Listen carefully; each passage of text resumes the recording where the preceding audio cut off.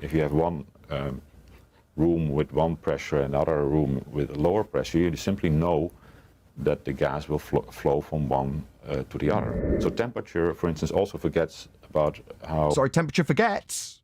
Ding, ding, ding, reification fallacy. All of the individual molecules are moving. We don't... Sorry, temperature doesn't make gas molecules forget about the fact they're moving. Have to keep track of that. They don't have to keep track of them. They haven't got little notepads. Textbook reification fallacy. But still, we can describe quite well how gases move when... Why not? Just ask them for their notes. We just talk about pressure and temperature and even... Talk about it? What about describing it based on the actual behaviour of gas? Obviously, we're not going to be looking at it. And obviously, we're just going to be describing it and thinking about the movements that we're not actually looking at. Differences in pressure, for instance. So why have we got differences in a hypothetical imaginary gas pressure that we're not looking at in physical reality described in a fourth-dimensional space-time bending? This is absurd. If you have one room with one pressure and another room with a lower pressure, you simply know that the gas will flow from one to the other.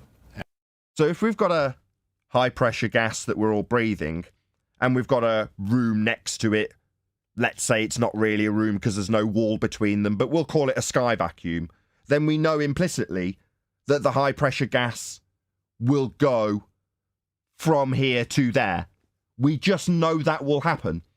This man has just debunked outer space. I'm going to listen to that again. Pressure and another room with a lower pressure, you simply know that the gas will flow from one to the other. So there's high pressure gas here on Earth. Let's just bring that up. So here's a picture of a high pressure system akin to the description he gave of one room and a low pressure system. Let's call that the other room. Now, obviously, in his example, he's got a barrier in the form of a wall and a door between the two that he can open to let the pressure equalize. Now, in this example of his bullshit heliocentric sky vacuum with a spinning ball Earth in it, there's no barrier. But there's definitely a 10 to the minus 17 torr claim vacuum next to a high pressure gas. And according to this dude, we know that one will move into the other. Ergo, the sky is not a vacuum. If the sky was a vacuum, then the gas we breathe would fill the space.